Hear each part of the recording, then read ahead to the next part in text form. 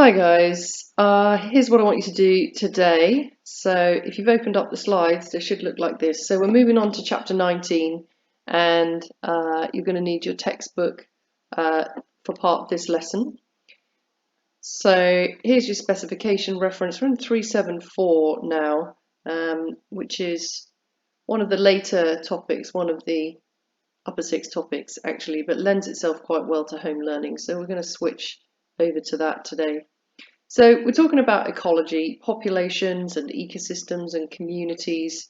So if you've been watching The Perfect Planet on Sundays at BBC One in the evening with David Attenborough, lots of good examples in there. So I'd encourage you to watch that during lockdown over the next few weeks. So lots of key terms to get to grips with. So the first thing I'd like you to do is to use your textbook to find out the definitions for those key terms, and then you can check your answers on the next slide. One of the most important concepts in ecology is the concept of a niche, and a niche is the role of the community that a species has. So whether it's a predator or whether it's a prey item, where does it live? Is it a tree dweller? Does it live underground? So these abiotic and biotic factors will influence how well individuals in a population will survive and reproduce, and whether it competes with other species and so on. We're going to come back to that a little bit towards the end.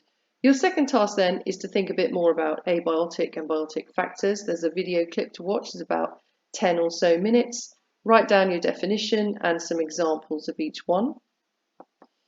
Then I'd like you please to, if you can print this, then you can print this for your notes. So all factors that can influence organisms, how well they grow, reproduce, how successful they are. And the idea here is that you will colour or shade the biotic factors in one colour and the abiotic factors in a different colour.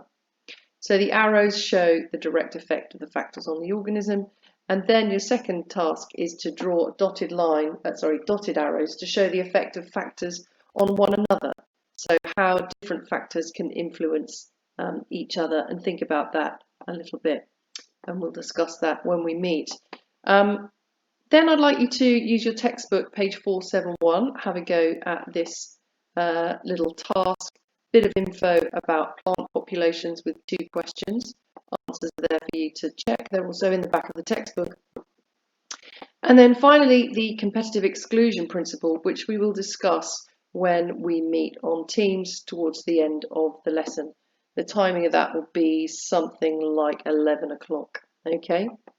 So I'll meet you then to discuss the competitive exclusion principle, and then I'll describe what I would like you to do for your homework.